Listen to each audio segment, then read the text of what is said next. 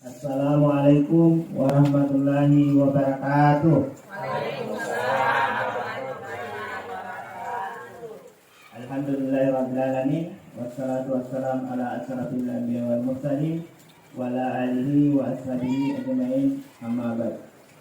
Yang terhormat Bapak Kepala Sekolah, yang saya hormati Bapak dan Ibu guru, rekan pendidik dan tenaga kependidikan. Alhamdulillah, pada kesempatan ini marilah kita memperbanyak syukur kepada Allah Subhanahu wa taala karena kita masih diberi kesehatan, kesempatan untuk melaksanakan ini, yaitu kegiatan berbagi praktik baik. Perkenalkan, nama saya Muhammad Atun SPD, berasal dari UPT SDF SD 81 Palampan, calon guru penggerak angkatan 10 Kabupaten Bulukumba. Baik, saya akan mempresentasikan materi saya, pemahaman dan pengalaman budaya positif.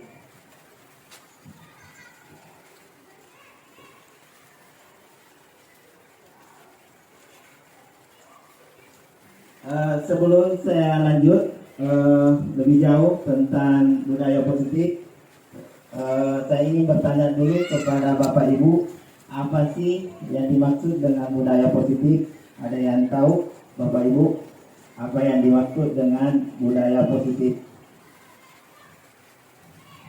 Ada? Baik, silakan Pak. Terima kasih atas kesempatan memberikan. Budaya positif itu adalah kebiasaan baik yang biasa dilakukan di sekolah. Terima kasih Pak. Terima kasih Pak atas jawabannya. Jawabannya bagus sekali. Apakah ada yang masih bisa tambahkan? Apa itu budaya positif? Jadi baik, kalau tidak ada, jadi budaya positif adalah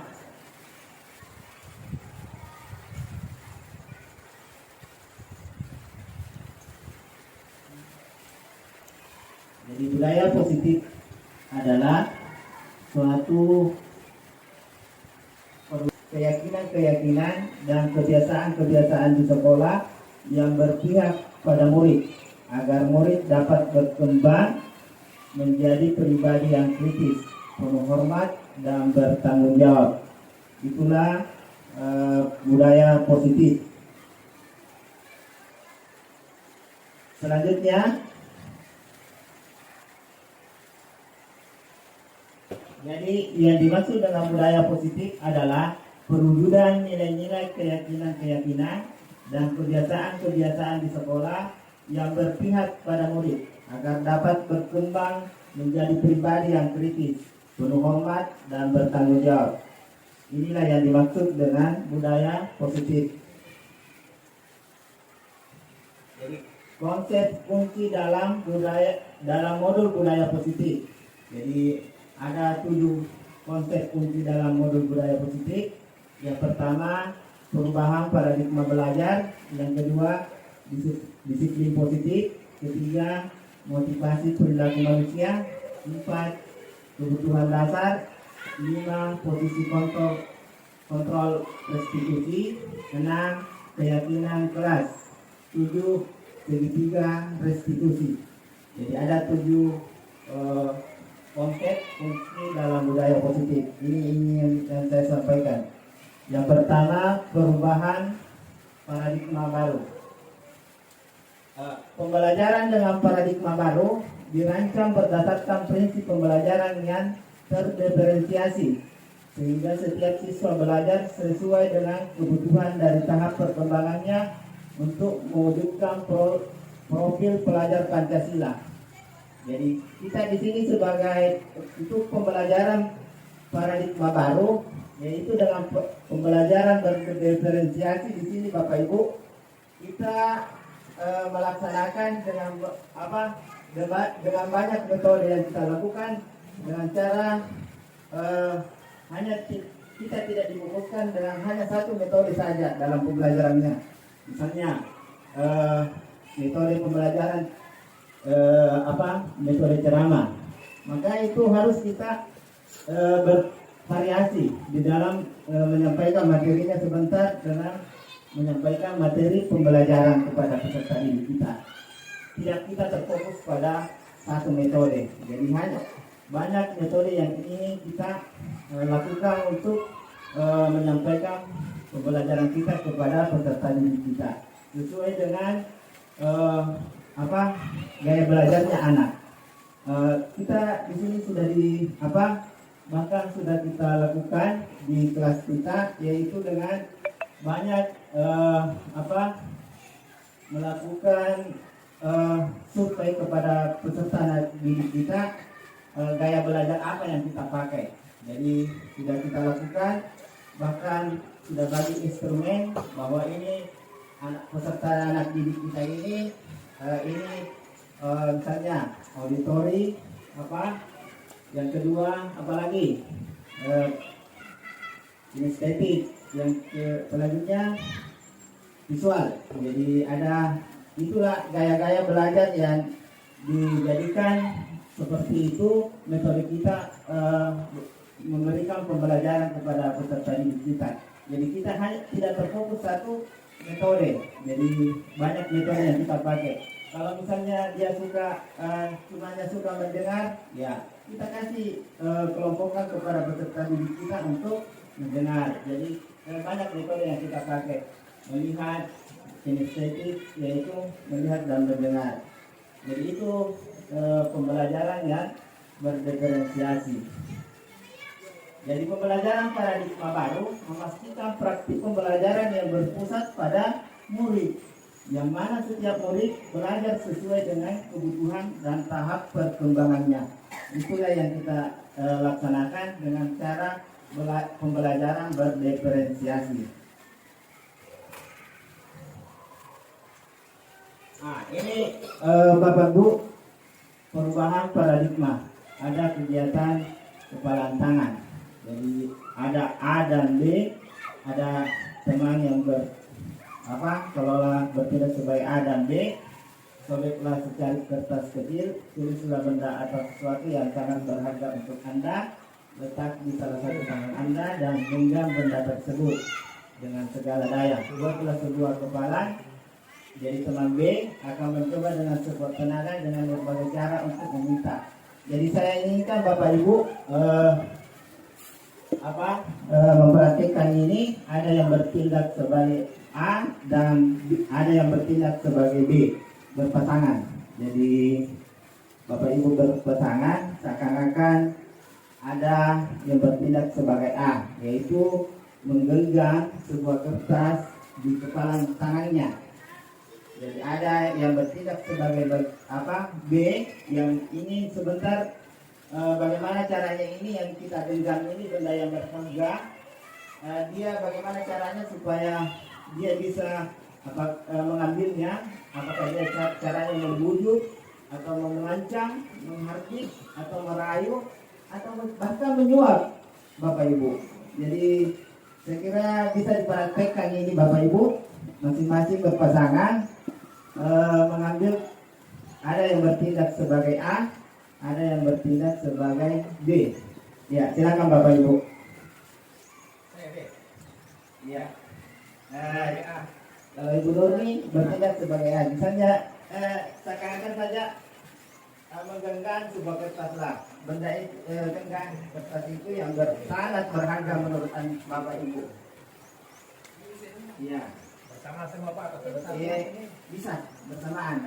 Jadi waktu yang dipakai minimal 30 detik ya. Untuk ada yang seakan-akan bertanya kepada yang peserta ini. Jadi yang bagian B, dia bagaimana caranya membujuk supaya dia bisa mengambil kertas ini yang berharga yang milik si A. Iya. Ya, silakan Ibu Nurmi dengan Pak Baik. Jadi digenggam itu kan enggak di apa itu? Di benda berharga Oh, tersebut bisa Oh, kita kayak berikan. gitu. Ya, ini kita punya itu. Dengan Jadi Oh, benda berharga tidak mau dikasih. Bagaimana bisa cara? ya? Iya. Jadi Kayu, bagaimana? Bagaimana Bapak Ibu supaya bisa ini apakah dikasih sebentar meskipun dibujuk atau dirayu atau bahkan disuap. Itu kasih uang 50 juta bisa kalau tidak Kasihan ada momennya. ya. Uang ada barang. Karena enggak ini seolah-olah barang harga tidak bisa diberikan orang lain. Tidak boleh meskipun bagaimana ya. Bagaimana cara Apa sih itu? Di Jakarta. ini? Milik saya. Saya. Milik saya. Ini barang berharga buat saya. Tambah itu belum mie. Tidak bisa. Ini milik saya. Bukan sih sesuatu belum mie. Apa itu? Beli jangkut ya. Ada. Tidak mau. Tidak Kamu mau. tidak mau. Saya tidak mau, Pak. Hah? Ini adalah milik saya. Kalau tambah belum mie. Tambah. Tidak mau ini milik Tetap saya. tidak mau. Tidak Iya. mau. Iya. Betul tidak mau belum mie. Tidak mau. Iya. Tidak mau. Jadi inilah contoh Bapak Ibu adalah bahwa yang memegang kendali ini adalah bagian A. Itu memegang kendali adalah yang mengontrol diri kita itu adalah kita sendiri, bukan orang lain. Ini maksud dari permainan ini ya. Jadi meskipun kita mau dibujuk, mau dirayu, bahkan disakiti, kalau itu milik kita, jangan tetap menjadi milik kita. Kita yang mengontrol. Sama dengan halnya dengan peserta didik kita. Jadi yang memegang kontrol itu adalah dirinya sendiri. Jadi meskipun bagaimana diancam, dihardik, merayu, menyuap, jadi yang mengontrol dirinya masing-masing itu adalah peserta didik masing-masing. Jadi bukan dari orang lain. Ini maksud dari permainan kita ini Bapak Ibu. Next. Ini pernyataan setuju atau tidak setuju. Jadi Bapak Ibu setuju atau tidak setuju nomor hukuman dapat mendisiplinkan anak. Iya, tidak setuju. Kedua, pemberian hukuman dengan hal positif seperti membaca atau membersihkan halaman sekolah dapat meningkatkan disiplin anak. Setuju atau tidak? Tidak setuju. Tiga, memberi penghargaan dapat meningkatkan motivasi belajar anak. Setuju atau tidak? Iya, tidak semua ya. Iya. Jadi pernyataan pemantik ini Bapak Ibu menganggap ini adalah hukuman, pemberian hukuman, memberi penghargaan. Bapak Ibu tidak setuju semua. Nah, ini mencontohkan ini adalah hukuman itu sesuatu hal yang kita harus hindari. Lanjut. Ilusi perubahan paradigma teori kontrol atau ilusi kontrol. Apa itu ilusi? Ilusi guru mengontrol murid. Pada dasarnya kita tidak dapat memaksa murid untuk berbuat sesuatu. Jika murid tersebut memilih untuk tidak melakukannya, walaupun tampaknya guru sedang mengontrol perilaku murid, hal demikian terjadi karena murid sedang mengizinkan dirinya dikontrol. Saat itu bentuk kontrol guru menjadi kebutuhan dasar yang dipilih murid tersebut. Teori kontrol menyatakan bahwa semua perilaku memiliki tujuan, bahkan terhadap perilaku yang tidak disukai. Ilusi bahwa semua penguatan positif, efektif dan bermanfaat. Penguatan positif atau bujukan adalah bentuk-bentuk kontrol. Segala usaha yang mempengaruhi murid agar mengulangi suatu perilaku tertentu adalah suatu usaha yang mengontrol murid tersebut dalam jangka waktu tertentu. Kemungkinan murid tersebut akan menyadarinya dan mencoba untuk menolak bujukan kita untuk bisa jadi murid tersebut menjadi tergantung pada sang guru untuk berusaha. Ilusi bahwa kritik dan membuat orang merasa bersalah dapat menguatkan karakter. menggunakan kritik dan rasa bersalah untuk mengontrol murid menuju pada identitas gagal. Mereka belajar untuk merasa buruk tentang diri mereka. Mereka mengembangkan dialog diri yang negatif, kadang kala sulit bagi guru untuk mengidentifikasi bahwa mereka sedang melakukan perilaku ini.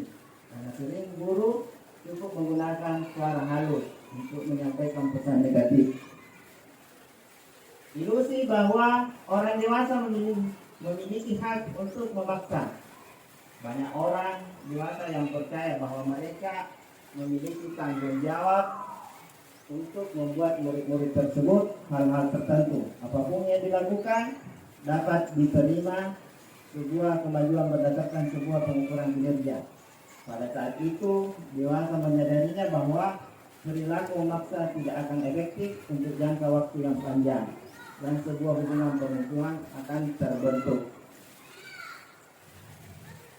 Ya, perubahan paradigma stimulus respon dan teori kontrol atau teori pilihan. Siapa sesungguhnya yang memiliki teori kontrol? Jadi perbandingan antara stimulus respon dan teori kontrol. Kalau stimulus respon kita membaca mengubah orang agar berpandangan sama dengan kita. Kalau teori kontrol kita berusaha memahami pandangan orang yang lain tentang dunia. Kedua, perilaku buruk dilihat sebagai suatu kesalahan. Tapi kalau teori kontrol, semua perilaku memiliki tujuan. Kalau stimulus respon, orang lain bisa mengontrol saya bisa mengontrol orang lain. Pemaksaan ada pada saat didikan gagal. Model berpikir menang kalah. Nah, ini kalau teori kontrol pilihan, hanya ada yang bisa mengontrol diri Anda tidak bisa mengontrol orang lain. Kolaborasi dan konsensus menciptakan pilihan-pilihan baru. Model berpikir menang-menang.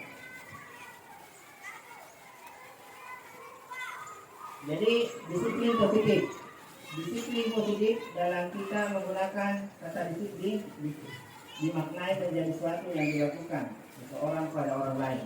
Untuk mendapatkan kepatuhan, kita cenderung menghubungkan kata disiplin dengan kata ketidaknyamanan. Disiplin positif merupakan suatu cara penerapan disiplin tanpa kekerasan dan ancaman yang dalam praktiknya melibatkan komunikasi tentang perilaku yang efektif antara guru dan murid. Sebagai pendidik, tujuan kita adalah menciptakan anak yang memiliki disiplin berdiri sehingga mereka bisa berperilaku dengan mengacu pada nilai-nilai kebajikan universal dan memiliki motivasi intrinsik bukan ekstrinsi.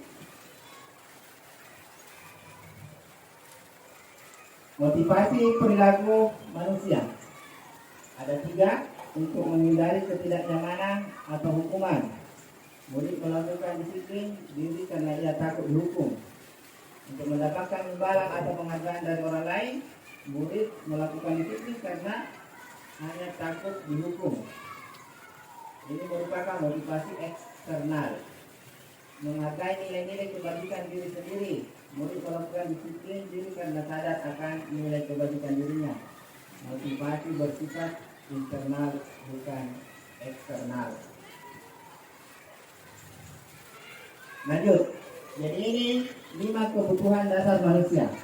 Jadi kita punya 5 kebutuhan dasar manusia, yaitu bertahan hidup. Kalau saya ingin tanya Bu Rahma, bagaimana caranya dia mau bertahan hidup? Kalau ini kan kebutuhan manusia, jadi bagaimana cara tahan hidup supaya bisa bertahan hidup?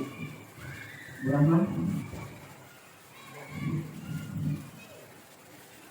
Ya, tentunya dengan Paris makan ya. Iya, makan teratur, minum teratur. Jadi kalau mau bertahan hidup Bu Rahma, ya harus makan dan minum secara teratur. Jadi itulah kebutuhan manusia. Jadi jangan salahkan anak-anak kalau sementara makan. Nah, itu menjadi kebutuhan karena itu menjadi dasar manusia, kebutuhan dasar manusia, yaitu ini bertahan hidup. Jadi jangan langsung ketika makan dan minum di dalam kelas. Jadi, karena itu menjadi kebutuhan dasar. Jadi dikembalikan lagi ke kebutuhan dasar manusia. Jadi kita sebagai manusia ini perlu bertahan hidup. Nah, yang kedua, kasih sayang dan rasa diterima. Jadi manusia butuh kasih sayang ya. Bu Rahma juga butuh bagaimana? Kasih sayang. Iya. Nah, perlu itu kasih sayang seorang suami. Jadi tidak akan rumah tangga tidak akan akur kalau tidak ada rasa kasih sayang. Tidak akan terjadi hubungan yang harmonis. Betul sekali. Iya, Bu Rahma. Jadi lanjut penguasaan. Jadi manusia mempunyai sifat penguasaan. Jadi sifat penguasaan. Jadi kita seorang guru harus ada rasa penguasaan. Baik itu menguasai di dalam kelas, materi, itu semua harus ada karena menjadi kebutuhan kita. Kebebasan. Jadi kita butuh kebebasannya. Tidak misalnya bebas ya sesuatu, kita punya kebebasan, kesenangan. Nah ini juga menjadi kebutuhan dasar kita, kebebasan dan kesenangan. Lanjut, ada kasus satu. Ini kasus satunya Bu Nurmi, salah seorang guru SD 81 Palampang, sedang bingung menghargai ulang salah seorang murid di kelas bernama Fajar. Ini si Fajar ini memang selalu berbuat ulah ya Bu. Berapa anak telah datang dan mengeluhkan Fajar yang seringkali meminta bekal. Ini diumumkan tadi ini makan siang.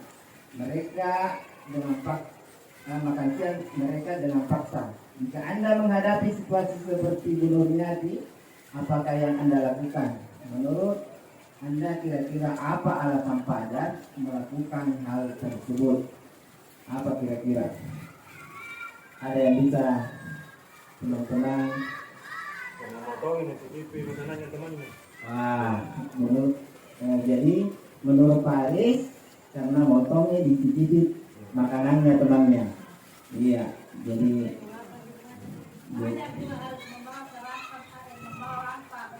dengan Bu Rahma, iya, Fajar juga harus membawa bekal dari rumah supaya bisa juga tidak meminta bekal dari temannya. Ini salah satu solusi juga. Jadi Bu Rahma memberikan solusi bahwa seharusnya Fajar juga karena ini kebutuhan ya.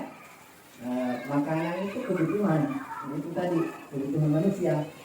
Kalau kita kaitkan tadi dengan kebutuhan dasar manusia yang ingin bertahan hidup, Fajar ini setiap hari juga bawa makanan disiapkan oleh orang tuanya untuk dibawa ke sekolah supaya tidak berbuat ulah ya di sekolah. Saya kira ya bisa juga gurunya. Itu salah satu juga solusinya. Dalam konteks penerapan budaya positif pada kasus ada 5 kemungkinan bertingkah ini Fajar. Jadi ada Fajar lapar. Jadi itu ada 5 kemungkinan tadi itu terjadinya Fajar selalu berbuat ulah, selalu berbuat itu tadi. Yang pertama lapar dan orang tuanya tidak membawakan makanan siangnya. Itu. Yang kedua, teman Fajar jadi perhatian. Yang ketiga, Fajar merasa hebat karena memenuhi keinginannya. Itu selalu rasa berkuasa ada. Itu sifat manusia, Sifat Fajar merasa bosan dengan bekal yang dia bawa terus. Kalau misalnya telur terus, maka bosan Fajar. Jadi dia butuh kesenangan, kebebasan. 5. Fajar hanya iseng dan menikmati ekspresi wajah temannya yang kesal. Ini juga itu ada 5 kemungkinan yang dimiliki Fajar ini. Yang merasa kesal, hanya rasa iseng, Fajar merasa bosan, Fajar merasa hebat, Fajar jadi perhatian, Fajar lapar karena tidak membawakan makanan dari orang tuanya. Jadi inilah dari kasus tadi ini bisa kita selesaikan dengan konteks penerapan budaya positif. Jadi jangan selalu berpikiran negatif. Jadi selalulah berpikir budaya positif ketika anak-anak berbuat ulah. Perbedaan hukuman dan konsekuensi. Ada perbedaan hukuman dan konsekuensi. Kalau hukuman, suatu yang menyakitkan harus terjadi. Kalau konsekuensi, suatu harus terjadi. Membuat anak sakit, kalau hukuman, membuat anak sakit, fisik maupun hati, untuk jangka waktu yang lama. Kalau konsekuensi, membuat anak merasa tidak nyaman dalam jangka waktu yang pendek. Jadi, beda hukuman dengan konsekuensi ya. Anak membenci kedisiplinan. Kalau konsekuensi, anak menghargai disiplin. Paksaan, menurut tanggapan, mendorong anak menyakiti diri sendiri. Kalau konsekuensi, mendorong anak agar mudah menyelesaikan diri. Konsep diri yang buruk, konsep diri yang baik. Marah, rasa bersalah, dipermalukan, merasa tak dihargai. Kalau konsekuensi, kehilangan hak, dibuat tidak nyaman, diasingkan untuk sementara.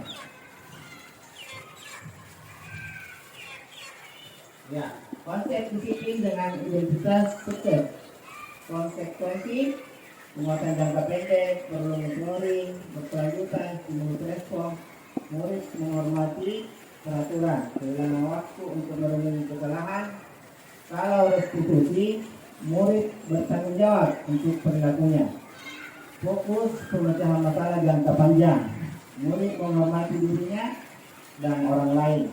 Murid bersemangat memperbaiki kesalahannya.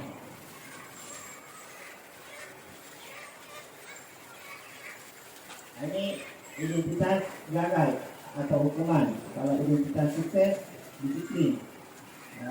Menggunakan istilah konsekuensi dan identitas restitusi.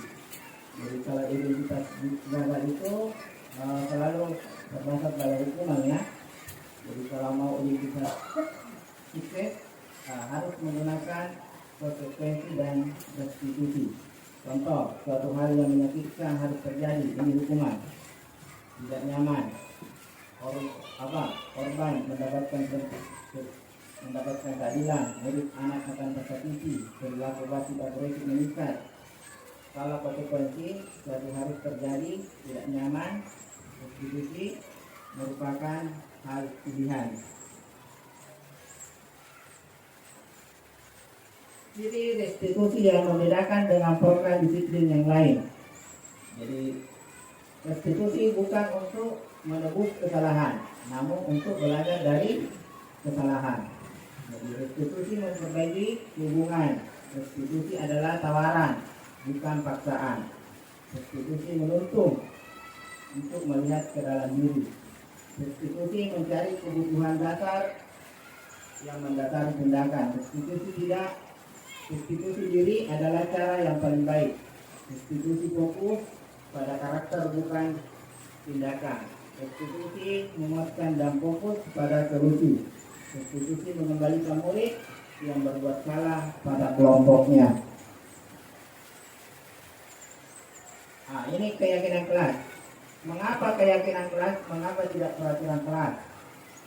Ini mengapa kita memiliki peraturan tentang penggunaan helm pada saat mengendarai kendaraan roda 2 motor. Kenapa demikian? Kenapa kita pakai helm ketika mengendarai motor? Siapa yang tahu kenapa?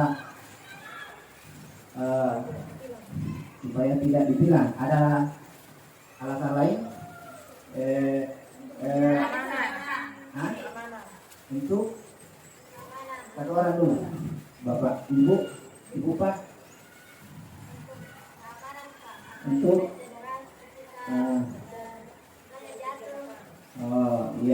untuk keamanannya supaya tidak cedera ketika terjadi kecelakaan ya. Itu salah satu manfaatnya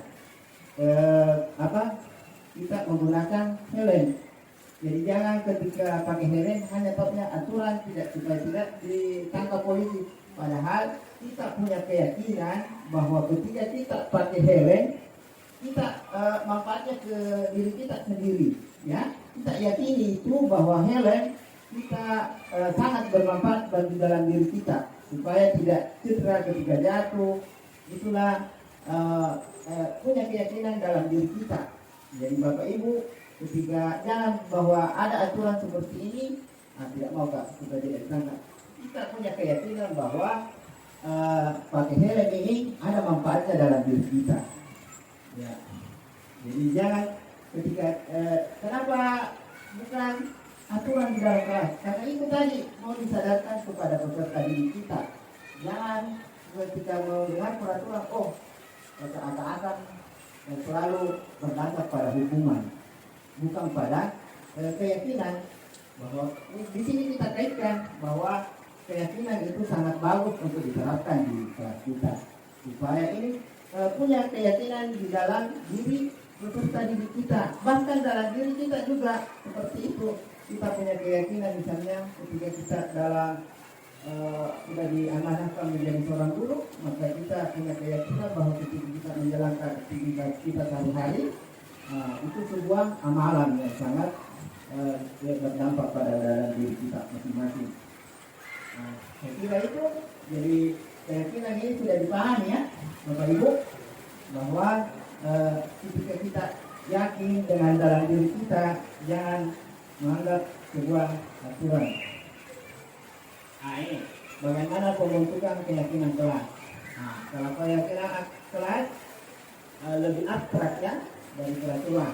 Jadi pernyataan universal dibuat dalam bentuk positif, sedikit saja agar mudah diingat sesuai dengan kondisi kelas.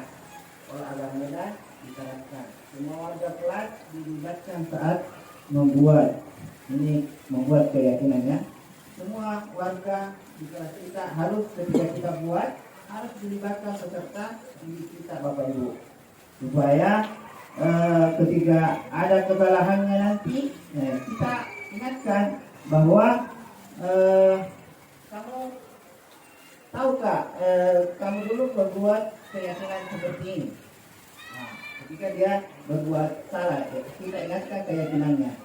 Pasti dia ingat, oh iya Pak, dia sadar dengan keyakinannya yang dia buat. Ini dalam bagannya ya. Kalau ini dalam bentuk bagan. Kalau peraturan kelas tadi dikatakan lingkupnya kecil, jadi dia lingkup kecil. Kalau peraturan lebih konkret. Kalau keyakinan kelas lebih luas lagi, lebih abstrak. Kalau lingkungan positif di atasnya lagi, lingkungan positif. Jadi kita di mana-mana saja berarti harus berpikir positif. Budaya positif lebih luas lagi dibanding lingkungan positif. Jadi inilah bagan seperti ini kita harus ketahui bahwa peraturan kelas lebih luas dibanding keyakinan kelas. Lanjut, peraturan. Ini kalau peraturannya selalu kembalikan buku ke tempatnya. Kalau keyakinan kelas harus masuk ini tanggung jawab. Jadi kalau peraturan kelas ini lebih lebih konkret, lebih sempit ya. Kalau keyakinan kelas tanggung jawab, dilarang mengganggu orang lain. Keyakinan kelas menghormati orang lain. Peraturan hadir sekolah 15 menit sebelum pembelajaran dimulai. Kalau keyakinan kelas menghormati orang lain, berkomitmen. Dilarang melakukan kekerasan, keselamatan, menghormati orang lain, kesehatan. Itu dilarang melakukan kekerasan, dilarang menggunakan narkoba bergantian atau menunggu giliran. Jadi maksud itu keselamatan, menghargai orang lain, kesehatan. gunakan masker, menghormati orang lain, bersabar, kesehatan, keselamatan. Jangan berlari di kelas atau koridor. Jadi yang masuk di keyakinan kelas itu keselamatan dan keamanan. Lanjut, 5 posisi kontrol restitusi. Nah ini ada 5 posisi kontrol restitusi. Ada penghukum, ada pembuat rasa bersalah, ada teman, ada pemantau, ada yang bertindak sebagai manajer. Jadi inilah 5 posisi kontrol ini yang harus kita miliki sebentar ketika kita ada kasus-kasus yang dimiliki peserta didik kita. 5 posisi kontrol: penghukum, pembuat rasa bersalah, teman, pemantau, dan manajer. Nah, ini di sini bertindak sebagai guru, pembuat, penghukum, menghardik, menunjuk-nunjuk, menyakiti, menyindir. Itu kalau penghukumnya. Kalau pembuat rasa bersalah,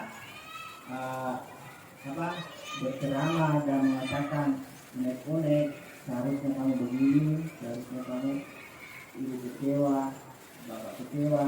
Jadi itu pembuat rasa bersalah ya, kata-kata itu. Kalau teman,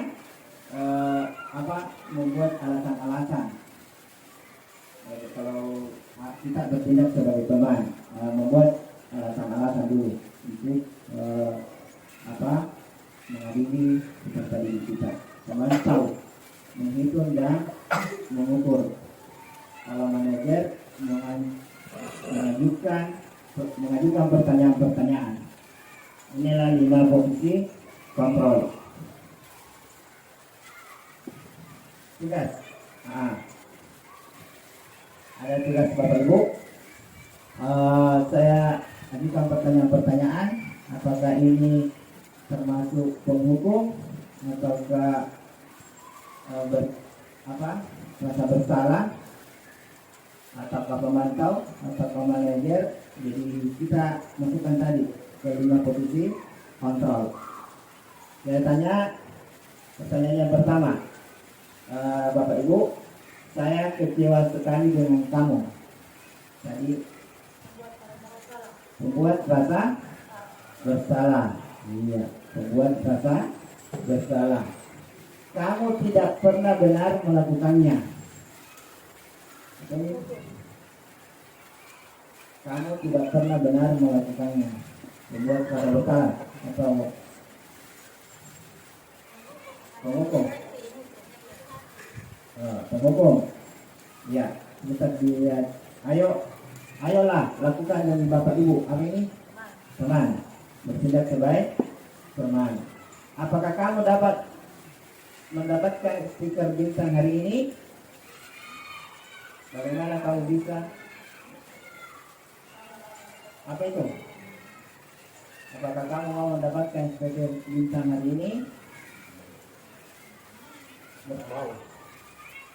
Berarti 5 posisi kontrol. Apakah pemantau, atau merasa bersalah, atau teman, atau teman. Kamu selalu yang paling terakhir. Kamu selalu yang paling terakhir. Bagaimana kamu bisa menyelesaikan masalah ini? Manajer. Iya, manajer. Kalau kamu selalu yang paling terakhir, apa itu? Pemantau. Iya. Jadi ini di kunci ya. Membuat rasa bersalah, kamu tidak menghukum, teman. Iya. Manajer, kamu selalu yang paling terakhir, penghukum. Manajer, pemantau. Itu ya kuncinya Bapak Ibu. Ini lanjut. Apa itu restitusi? Bapak Ibu, restitusi adalah proses menciptakan kondisi bagi murid untuk memperbaiki kesalahan mereka sehingga mereka bisa kembali pada kelompok mereka dengan karakter yang lebih kuat.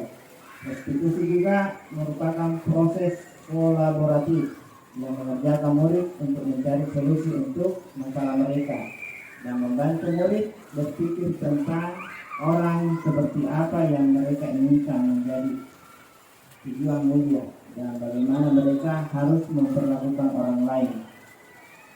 Itulah yang dimaksud dengan restitusi. Nah, ini segitiga restitusi. Ada yang pertama, menstabilkan identitas. Kita semua akan melakukan hal yang terbaik yang bisa kita lakukan. Yang kedua, validasi tindakan yang salah. Semua perilaku memiliki alasan. Yang ketiga, menanyakan keyakinan. Inilah segitiga restitusi ini. Ketika ada kasus-kasus yang kepada peserta didik kita atasi dengan cara segitiga restitusi dengan menanyakan, menstabilkan identitas, validasi tindakan yang salah, menanyakan keyakinan. Nah, ini ada beberapa pertanyaan-pertanyaan ketika kita sampaikan, misalnya menstabilkan identitas. Yang pertama, berbuat salah itu hal yang manusiawi. Jadi ketika tidak ada kasus kepada peserta didik kita, yang pertama kita dengan cara bertanya seperti ini, berbuat salah itu hal yang manusiawi. Tidak ada manusia yang sempurna. Bapak Ibu juga buat salah, kita pasti bisa menyelesaikan permasalahan ini. Bapak Ibu tidak tertarik untuk mencari tahu siapa yang benar, siapa yang salah. Bapak Ibu lebih tertarik untuk menyelesaikan masalah. Kalau kamu menyalahkan dirimu sendiri terus menerus, apakah kamu bersikap baik pada dirimu sendiri? Validasi kebutuhan. Ini pasti kamu bisa saja kan melakukan hal yang buruk, tapi kamu tidak melakukannya kan? Nah, ini pertanyaan-pertanyaan ini yang muncul. Kamu pasti punya alasan mengapa melakukannya. Apa yang penting bagi kamu? Ini memvalidasi kebutuhan ya pada saat segitiga restitusi. Lanjut. Lalu kita menanyakan keyakinan. Guru berkata, apa nilai yang kita percaya di sekolah kita? Apa nilai-nilai universal? Apa yang telah kita sepakati? Kalau yang ideal itu seperti apa sih? Kamu ini jadi anak seperti apa? Apa yang kamu rasakan ketika kamu melakukan itu? Kamu menjadi orang yang seperti apa? Jadi pertanyaan-pertanyaan inilah Bapak Ibu yang akan kita lakukan ketika ada kasus-kasus yang ingin kita terima di pada peserta didik kita. Ya, demikianlah materi yang